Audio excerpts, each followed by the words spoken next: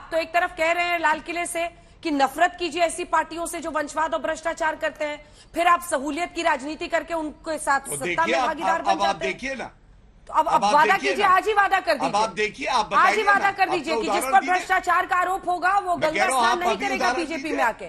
आज आप वादा कीजिए। गौरव जी को दिखाइए मेरे साथ। आज गौरव जी वादा करेंगे कि जिस पर भ्रष्टाचार का आरोप हो वो बीजेपी में आकर गंगा स्नान नहीं करेगा। जिस पार्टी पर वंशवाद और भ्रष्टाचार का आरोप हो उसके साथ हम कभी भी भारत के किसी कोने में सरकार नहीं बनाएंगे। ये 2 बातें कह दीजिए, रिकॉर्ड करके हम रख लेंगे। ठीक अभी के वक्त।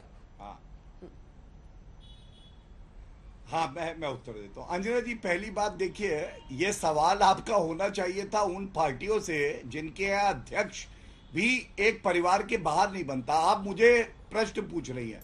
मैं तो डंके की चोट पे आज तक पे कहता हूँ, अंजना ओम कश्यप के साथ कहता हूँ। हाँ। मैं बता रहा हूँ, आपको उत्तर मिल रहा है। यही फर्क है भाजपा के प्रवक्ता में और वंशवादी कांग्रेस पार्टी के प्रवक्ता में। मैं तो डंके की चोट पे कहता हूँ, हमारी पार्टी में जो अध्यक्ष बनेगा वो भी परिवारवाद की उपज नहीं होगा। मेहनत, अपने परिश्रम, ईमानदारी और अपनी योग्यता से बनेगा। और भाजपा के प्रधानमंत्री जो बनते हैं वो भी इस बात के लिए आदर्श माने जाते हैं कि वो अपनी मेहनत से, साधारण परिवार से मेहनत करके उठे और तब प्रधानमंत्री बने। यही छोटा सा कमेंट, अखिलेश यादव को 5.5 मुख्यमंत्री कहा गया। उनकी योग्यता केवल ये थी कि वो मुलायम सिंह यादव के पुत्र थे, इसके अलावा कुछ नहीं। ठीक है, अब गौरव जी सुनिए। अनुराग, इनको चुप करा दीजिए। करा दिया। अंजना जी, पहली बात तो मैं आपको बधाई देता हूँ, क्या सवाल आपने पूछा है और ये जवाब भी नहीं। हरियाणा में चौटाला जी की सरकार करिए गिरा देगी, ये नहीं बनाएंगे परिवारवाद के साथ सरकार। बोले अभी अनाउंस करें और कहें जो भ्रष्टाचार में लिप्त है उनको अपनी पार्टी में भी नहीं लेंगे।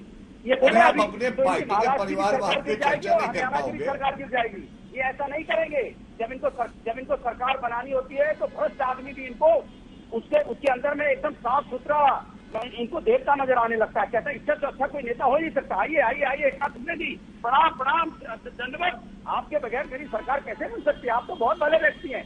आपका बेटा हो या बहू हो, सब राज्यसभा में रहे, लोकसभा में रहे, मुझे कोई दिक्कत नहीं, सरकार चाहिए। कमाल है चौटाला जी, दंडवत। आपके साथ सरकार बनानी है, तीसरी पीढ़ी के साथ सरकार बनाए बैठे हो और यहाँ बातें लंबी लंबी। आप वादा करके, आपने पूछा ये वादा करके जाए, वादा नहीं कर सकते क्योंकि ये सत्ता के भूखे में से सत्ता चाहिए। न इन्हें कोई परिवार से मतलब है, न इन्हें कोई जनता से मतलब है। नहीं, आप वादा कर सकते हो अखिलेश यादव को अध्यक्ष पद से अभी गौरव जी नहीं, गौरव जी नहीं, आवाज नहीं चुकी। गौरव जी नहीं, गौरव जी आवाज नहीं जा रही। गौरव जी अपनी पार्टी में शामिल कर लेंगे, सबसे चाहिए। आज ये सत्ता के भूखे, सत्ता के नाम पे सब भूल जाते हैं। इसलिए अंजना जी, गौरव जी, हाँ अंजना जी 2 सेकंड और है, 2 सेकंड जल्दी पूरा। अंजना जी 2 सेकंड, अंजना जी 2 सेकंड। इनसे तो कितनी सी बात है, महंगाई बेलगाम है, लफाजी बेशुमार है, ना नौकरी ना रोजगार, और इनको तो सिर्फ सूझ रहा है परिवार, अपना परिवार, सिंधे परिवार, चौटाला परिवार। जहाँ जहाँ सरकार बनानी है वही भ्रष्ट लोगों से इनका साथ रहना है। इनको जनता की समस्या से कोई लेना नहीं है। आपके सवाल जो आपने पूछा इसके लिए बधाई। आपको इसके बाद आज भी नहीं मिलेगा और आपको 5 साल तक और नहीं मिलेगा। ममता बनर्जी जमीन से उठी हुई एक नेता के तौर पर देखी जाती थी, हवाई चप्पल में। ऐसी नेता जो सड़कों पर उतरती थी तो लोग पहुंचते थे उनके साथ। लेकिन अब सत्ता में रहते रहते अब उनको भी भतीजे के ही इर्द गिर्द पूरी चिंता सताने लगी है। और पार्थ चैटर्जी पर भी बोली लीजिएगा। अब तो लिस्ट बहुत लंबी होती जा रही है आपके नेताओं की। गुलाबी गड्डियों के पहाड़ पर जो आपके नेताओं की राजनीति चमक रही थी उससे कटघरे में आज है ममता बनर्जी। अंजना जी, मेरे को थोड़ा समय दीजिएगा जैसा आपने बाकियों को दिया, ताकि मैं ये 2 चीज, भ्रष्टाचार और परिवारवाद, दोनों पे जवाब दे सकूं। पहला तो मेरे पार्टी के तरफ से आज पहलगांव में जहां पर हमारे जवान शहीद हुए उनके परिवार को हमारी पार्टी की तरफ से गहरी संवेदना व्यक्त करता हूं मैं।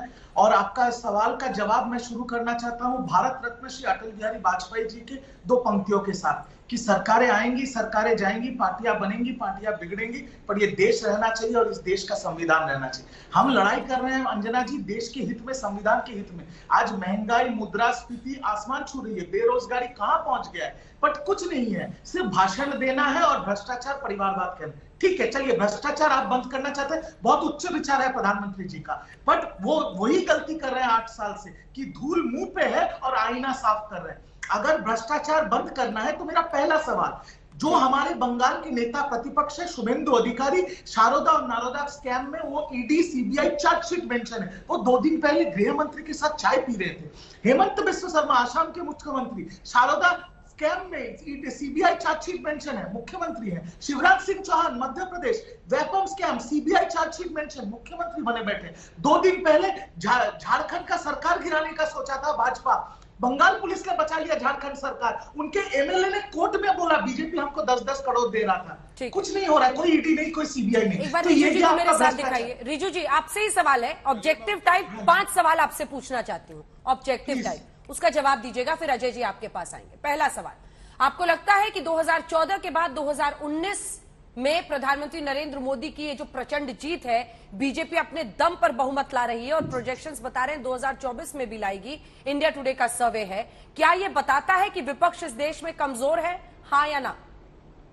देखिए, विपक्ष एकजुट जो आप बात कर रहे हैं, हाँ या ना?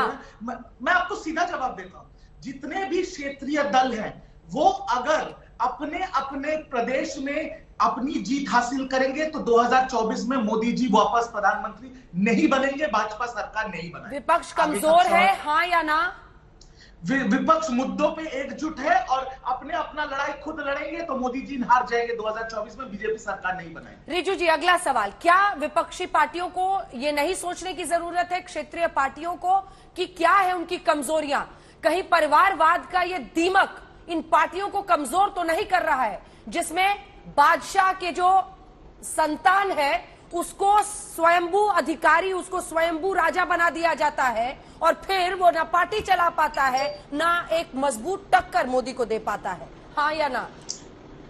अंजना जी, मैं दिल से मानता हूं कि देश की जनता को परिवारवाद से कोई मतलब नहीं है। देश की जनता को मतलब है बेरोजगारी से और महंगाई से, जो सबसे बड़े मुद्दे हैं। अगर वो चीज प्रधानमंत्री जी ठीक कर दे जो 8 साल में नहीं किया है जुमलों के सिवा, तो देश की जनता को कौन परिवार से आता है, कौन एमपी बन रहा है, कौन मंत्री बन रहा है, उनसे उसको कोई मतलब नहीं है। तो ये सब फिजूल की बातें हैं। सवाल नंबर 3, अगर विपक्ष टक्कर नहीं दे पा रहा है तो क्या इसकी एक वजह ये नहीं है, आखिरकार अगर मोदी की नाकामियां, महंगाई, बेरोजगारी ये मुद्दे हैं तो विपक्ष को ही उन्हें हराना होगा ना, या फिर सड़कों पर खाली आंदोलन करेंगे? और हराने के लिए आपको एक बड़ा नेता चाहिए, एक ऐसा नेता चाहिए जिसकी पूरे देश में चले, जो अपने तरीके से दबदबा बना सके। वो कैसे होगा? यहां तो परिवारवाद की नर्सरी से निकले हुए लोग हैं जो पार्टियों के मुखिया बन के बैठे हुए हैं। मिस्टर दत्ता।